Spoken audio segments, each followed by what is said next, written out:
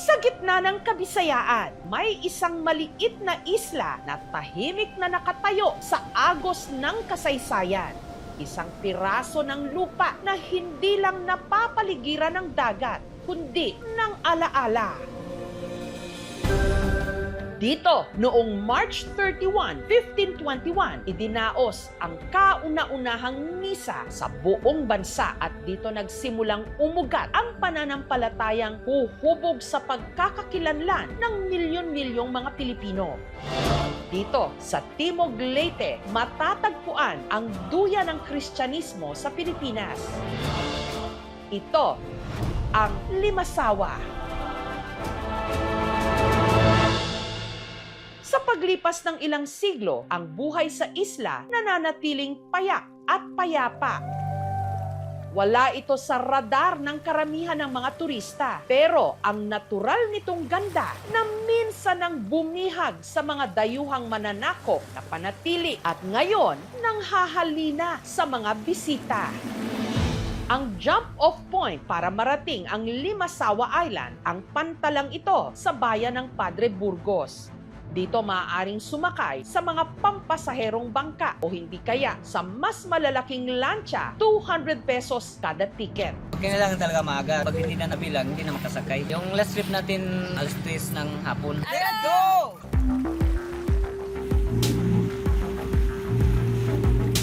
Makalipas ang mahigit kalahating oras, mararating na ang makasaysayang isla ng Limasawa.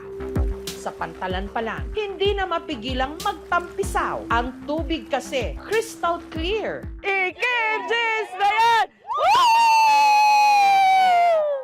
Ang Limasawa ang pinakamaliit na bayan sa probinsya ng Southern Leyte. Tahimik at mabagal ang buhay rito. Walang mga magagarang hotel o high-end resort. Wala ring jeep o bus. Ang pangunahing paraan ng transportasyon, motor at tricycle. Yung pamasahe po dito sa isla is 10. Tapos pag pumunta tayo sa kabilang barangay, 25. Then pag dulo-dulo, 60 per head. Pero dahil walang traffic, masaya ritong mag-road trip sakay ng habal-habal. 500 to 700 pesos ang renta kada buong araw. 1 to sawa mo nang malilibot ang isla.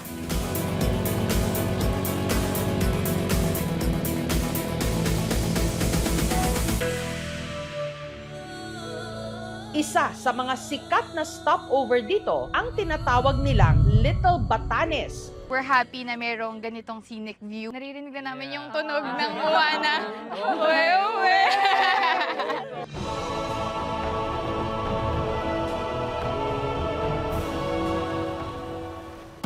Pero kung may perfect spot daw para makita ang 180 degrees na view ng isla, ito'y sa Totoy Peak. Let's go! Ay, ayan na!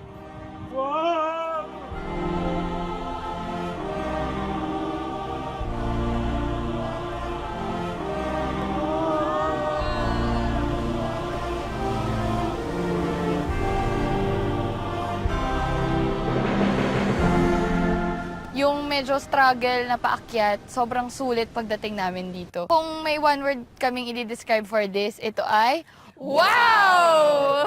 Derive po sa language namin, Totoy means breast po siya. Kasi kung titingnan nyo, yung bundok is para talaga siyang breast na may nipple kasi may bato siya sa tuktok ng bundok.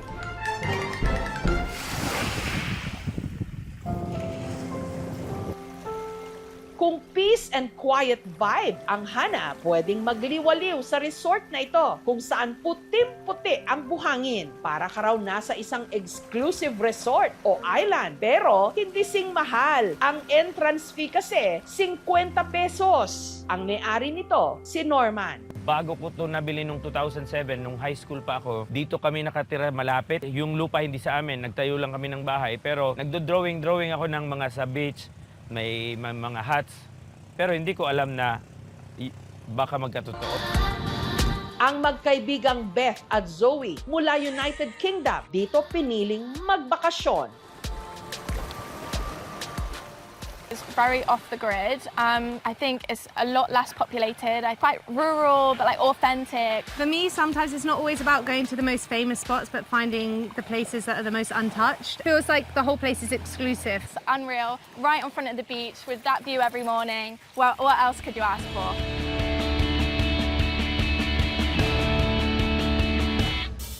Kung thrill at adventure naman ang trip, punta na sa Barangay San Agustin. Hanapin lang ang matarik na daang ito. Baybayin pababa.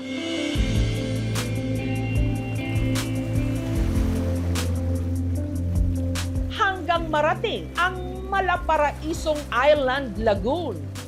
Ang naglalakihang rock formations tila bumuo ng isang natural swimming pool.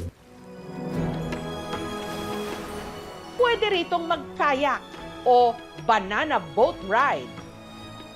Ang kayak po, 250. Tapos may floating mat din po kami na 300 pesos po per hour. Ngunit para sa mga atapang at tao, pwede rin ditong mag-cliff jumping.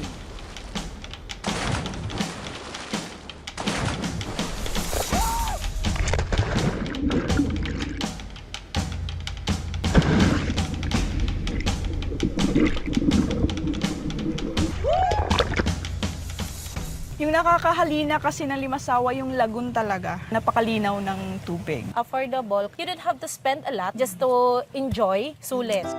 Ang solo traveler mula Makati at fresh from breakup daw na si Alex dito sa Lagoon na piling mag-move on. Nag-heal galing sa 5 years na relationship, nauwi sa breakup. Sa Limasawa po kasi yung sobrang tahimik. Kapag naghahanap ka ng peace of mind, sobrang perfect niyang puntahan.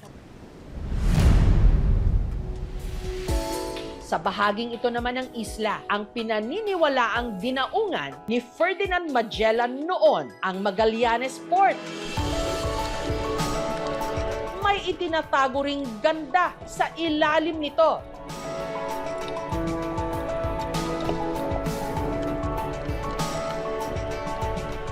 Underwater playground ng mga free diver.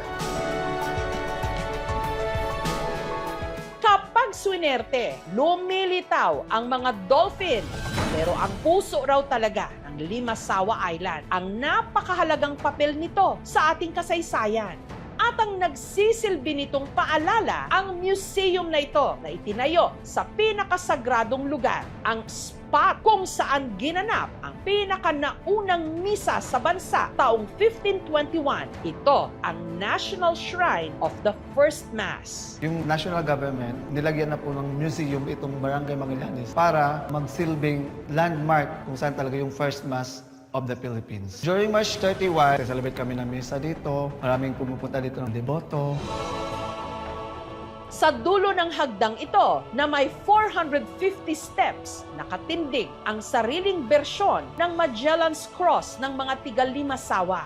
Sa mismong lugar daw na ito, iniutos ni Ferdinand Magellan noon na ipatayo ang krus para maging simbolo ng Kristyanismo. Reminder siya na yung faith starts from small beginning, na nag-start lang sa islang to, pero biglang lumaki, lumawak yung pananampalataya ng Kristyanismo dito sa Philippines. Doon sa Homonhon, nagtanong si Magellan saan kami pupunta next. Binigyan sila ng direction. You go through, nang dumating na sila sa southern tip sa Panaon, may nakita silang light. Yung original name ng Limasawa ngayon is Masawa. Masawa in itself is a Butuanon word for bright light. They stayed about 1 week. Nag-decide na sila na they will celebrate kasi importante yung Easter sa Catholic Church. Simula nang nagkaroon ng turismo dito sa isla namin, hindi na masyadong mahirap maghanap ng trabaho. Meron kami mga coastal clean up, every barangay. Bawal talaga ang magtapon ng basura sa mga dagat. Smoking free kami dito. We're making some preparation para sa mga turista na dadagsa sa darating na mga taon. Sa mga nagbabalak na mga turista na punta sa Isla Limasawa, sana po ay kung ano ang pangangalaga namin sa isla ay ganyan din ang inyong gawin.